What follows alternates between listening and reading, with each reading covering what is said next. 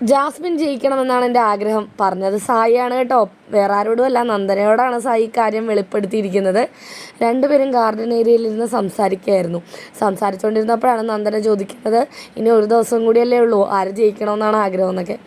അപ്പോൾ സായി പറഞ്ഞു, സിജോയിലും നന്ദന, സിജോ, അർജുൻ, അഭിഷേക്, ഇവരിൽ ആര് ജയിച്ചിരുന്നെങ്കിലും എനിക്ക് ഒരുപോലെ തന്നെയായിരുന്നു. കാരണം എനിക്ക് എല്ലാവരെയും ഒരേപോലെ ഇഷ്ടമായിരുന്നു. ഞാനുമായിട്ട് നല്ല കണക്റ്റായ ആൾക്കാർ, നല്ല സൗഹൃദം പുലർത്തുന്ന ആൾക്കാരാണ് ഇവരൊക്കെയെന്ന്. അപ്പോൾ നന്ദന, ഇനി എൻ്റെ കാര്യം പറഞ്ഞിട്ട് കാര്യമൊന്നുമില്ല, ഞാൻ എവിക്റ്റ് ആയില്ലെന്ന് പറയുന്നുണ്ട്. സിജോയും എവിക്റ്റായി. അപ്പോൾ സായി പറയുന്നുണ്ട്, ഇപ്പോൾ ഫൈനൽ 5 എനിക്ക് ഇഷ്ടമുള്ളതിൽ നമ്മുടെ അർജുനും അഭിഷേകും അല്ലേ ബാക്കിയുള്ളത്, അവരിൽ ആരെങ്കിലും ജയിച്ചാൽ എനിക്ക് ഭയങ്കര സന്തോഷമായിരിക്കും എന്ന് പറയുന്നുണ്ട്. അതുപോലെ തന്നെ സായി പറയുന്നു, മറ്റൊരു സൈഡെന്ന് പറഞ്ഞു കഴിഞ്ഞാൽ അവിടെ നമ്മുടെ ജിൻഡോയും ജാസ്മിനും ഒക്കെ ഉണ്ട്. അവർ ജയിക്കരുത് എന്നൊന്നും നമുക്ക് പറയാൻ പറ്റില്ല. കാരണം ഈ ബിഗ് ബോസ് സീസൺ 6 ഏറ്റവും കൂടുതൽ കോണ്ടൻറ്റ് കൊടുത്തിരിക്കുന്ന അവരാണ്.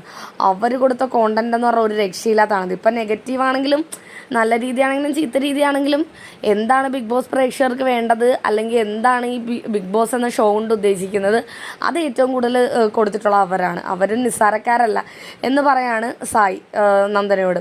അപ്പം നന്ദന പറയുന്നുണ്ട്, ഓക്കെ, അപ്പോൾ ജാസ്മിനും ജിൻഡോയ്ക്കും ജയിക്കാനുള്ള അർഹതയുണ്ടെന്നാണല്ലേ സായി പറയുന്നത്. അങ്ങനെയാണെങ്കിൽ അവരിൽ ആര് ജയിക്കണമെന്നാണ് ആഗ്രഹമെന്ന്. അപ്പോൾ സായി പ്രത്യേകിച്ച് ഒരു ഹെസിറ്റേഷനും ഇല്ലാതെ അപ്പം തന്നെ പറഞ്ഞു, എനിക്ക് ജാസ്മിൻ ജയിക്കണമെന്നാണ് താല്പര്യമെന്ന്.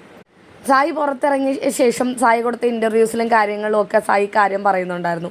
ജാസ്മിൻ അടിപൊളി ഗെയിമറാണ്, ഓരോരുത്തരുടെയും ഗെയിം പല രീതിയിലാണ്, പിടിച്ചു നിൽക്കാൻ ആർക്കും എന്ത് വേണമെങ്കിലും ചെയ്യാം എന്നൊക്കെ സായി പറഞ്ഞിരുന്നു. ഇപ്പോൾ സായി ജയിക്കാൻ ജാസ്മിനാണ് കൂടുതൽ അർഹത, അല്ലെങ്കിൽ ജാസ്മിൻ ജയിക്കണമെന്നാണ് ആഗ്രഹം എന്നുകൂടി തുറന്നു പറഞ്ഞു.